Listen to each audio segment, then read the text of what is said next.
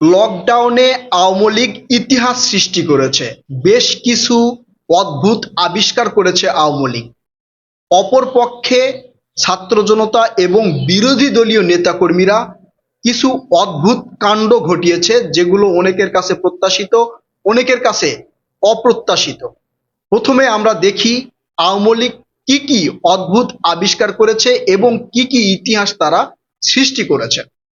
প্রথমে যে ভিডিও আপনারা দেখছেন, এই ভিডিওতে দেখা যাচ্ছে একটা ট্রাকে করে আওয়ামী লীগের কিছু নেতাকর্মীরা যাচ্ছে এবং জয় বাংলা, জয় বঙ্গবন্ধু, শেখ হাসিনা আসবে, বাংলাদেশ হাসবে, ইউনূস তুই পাকিস্তান যা, এই ধরনের স্লোগান দিচ্ছেন আর যাচ্ছেন।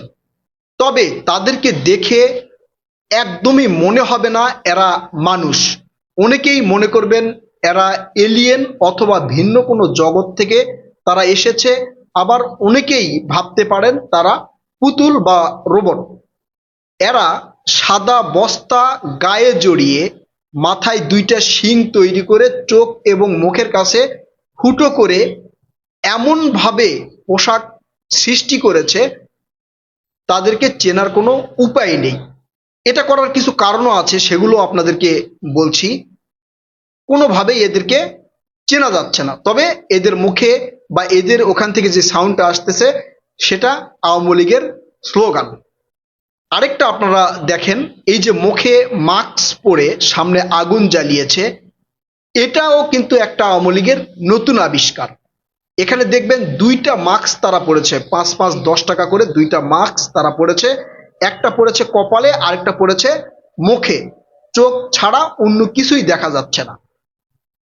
এটা দেখলে আপনি কোনোভাবে চিনতে পারবেন না যে কে এই মাস্কগুলো পরেছে। আওয়ামী লীগের এইটা করারও কারণ আছে, সেটাও আপনাদেরকে বলছি। এই ভিডিওটা দেখেন, ছোট ছোট বাচ্চাদেরকে মাথায় হেলমেট, সামনে ঢাল দিয়ে রাস্তায় দাঁড় করিয়ে রাখা হয়েছে। এই ছোট ছোট বাচ্চারা সেখানে দাঁড়িয়ে জয় বাংলা স্লোগান দিচ্ছেন। আওয়ামী লীগের নেতাকর্মীরা এতে মহা খুশি যে রাস্তায় ছোট ছোট বাচ্চা নেমেছে। আমরা ইতিপূর্বেও দেখেছি ছাত্র জনতার আন্দোলনে ছোট ছোট বাচ্চাদের দিকে বেশি ফোকাস করা হয়, তাদের কথাবার্তাগুলো নেওয়া হয়, মিডিয়াতে ছড়িয়ে দেওয়া হয় যে ছোট বাচ্চা এটা বলছে। ঠিক এই ধরনের ঘটনা কিন্তু আওয়ামী লীগের এই লকডাউনে ঘটেছে। এখন আওয়ামী লীগ এই পোশাকগুলো বা হচ্ছে এই মাস্ক কেন পরেছে? আপনারা জানেন যে আওয়ামী লীগের যে সকল ভিডিও প্রচার করা হয়, সেই ভিডিও দেখে দেখে তাদেরকে শনাক্ত করে প্রশাসন গ্রেপ্তার করছে। যার কারণে আওয়ামী লীগ এই অদ্ভুত আবিষ্কার করেছে। এই আবিষ্কার অতীতের কোনো আন্দোলনে আপনারা দেখেছেন বলে আমার মনে হয় না, আমি কিন্তু একদমই দেখিনি। এই আবিষ্কারগুলো আওয়ামী লীগের ইতিহাসে স্বর্ণাক্ষরে লেখা থাকবে। এখন দেখি ছাত্র জনতা এবং বিরোধী দলীয় নেতাকর্মীরা কি কি ঘটনা ঘটিয়েছে।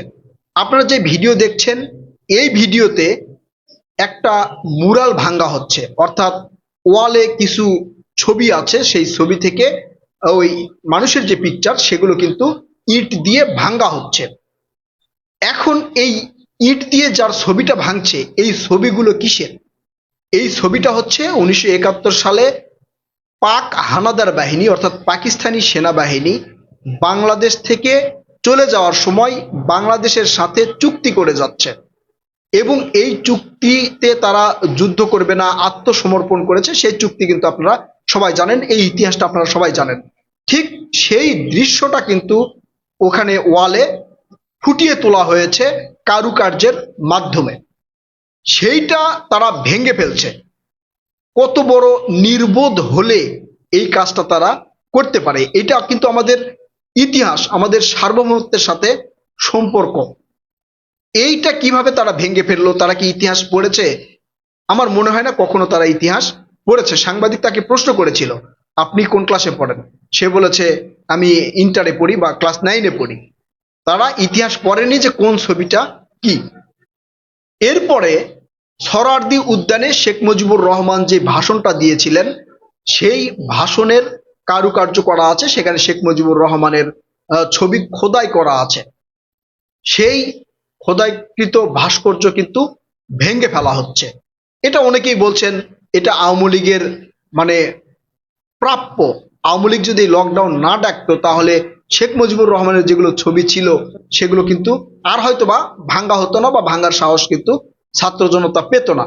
আপনারা দেখেছেন এর আগে শেখ হাসিনা একটা বক্তব্য দিয়েছিল অনলাইনে, সেই বক্তব্যকে কেন্দ্র করে ধানমন্ডি 32 কিন্তু ভেঙে গুড়িয়ে দেওয়া হয়েছে, বুলডোজার চালিয়ে কিন্তু ভাঙ্গা হয়েছে।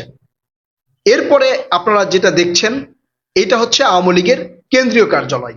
আওয়ামী লীগের কেন্দ্রীয় কার্যালয়ে সেখানে শেখ মুজিবুর রহমানের ছবি কিন্তু বানানো হয়েছিল ওয়ালে খোদাই করে, সেইটা কয়েকতলা উপরে গিয়ে ছাত্র জনতা ইট দিয়ে ভেঙে ফেলছে।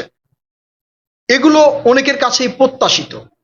অনেকে এটা আগে থেকেই বলেছিল যে শেখ হাসিনা বা আওয়ামী লীগ যত ধরনের কর্মসূচি ঘোষণা করবে বা বাংলাদেশে যত বিশৃঙ্খলা সৃষ্টি করার চেষ্টা করবে, ততই আওয়ামী লীগের ইতিহাস যেগুলো বাংলাদেশে রয়েছে সেগুলো আস্তে আস্তে মুছে ফেলা হবে বা মুছে যাবে। আপনারা দেখেছেন কয়েক মাস কিন্তু আওয়ামী লীগের বিপক্ষে কোনো ধরনের কোনো কিছুই করা হয়নি।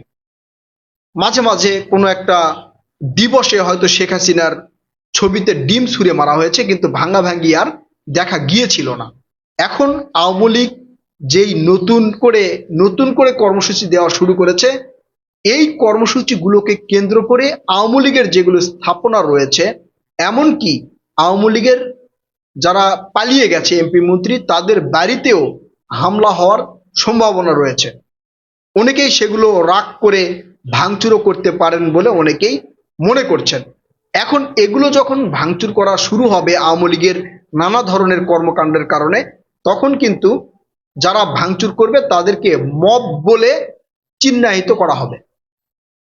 এখন প্রশ্ন হচ্ছে, ধরেন এই যে আওয়ামী লীগ যেই ককটেলগুলো ফাটিয়েছে, আবার বাসে আগুন ধরিয়ে দিয়েছে, সেখানে ঘুমন্ত একজন ড্রাইভার মারা গেছে। এখন ওই ড্রাইভারের পরিবার বা ড্রাইভারকে যারা সমর্থন করবে তারা কি বসে থাকবে?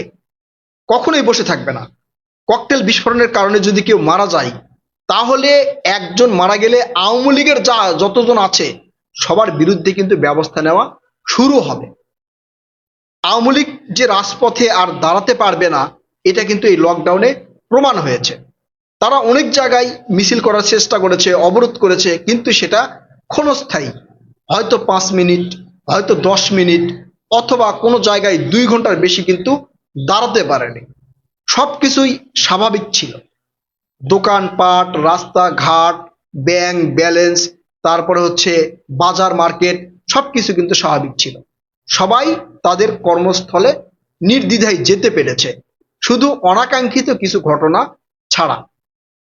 এই ক্ষেত্রে আওয়ামী লীগ যদি এর পরেও, আবার অনলাইনে দেখলাম 14-15 তারিখ, 16-17 তারিখ পর্যন্ত আওয়ামী লীগ শাটডাউন ঘোষণা করেছে, অবরোধ বিক্ষোভ মিছিল ঘোষণা করেছে। এখন এর প্রেক্ষিতে হয়তো শেখ মুজিবুরের বা শেখ হাসিনার কোথাও ওই আনাচে কানাচে চিপা চাপায় যদি কোনো ছবি বা পিকচার থাকে, সেগুলো হয়তোবা ভেঙে ফেলা হবে। প্রিয় দর্শক, আপনারা কি মনে করছেন? সমগ্র বিশ্লেষণ নিয়ে আপনারা আপনাদের মূল্যবান মতামত কমেন্ট করে জানাবেন। কথা হবে নতুন কোনো ভিডিওতে। ততক্ষণ পর্যন্ত ভালো থাকবেন। আল্লাহ হাফেজ।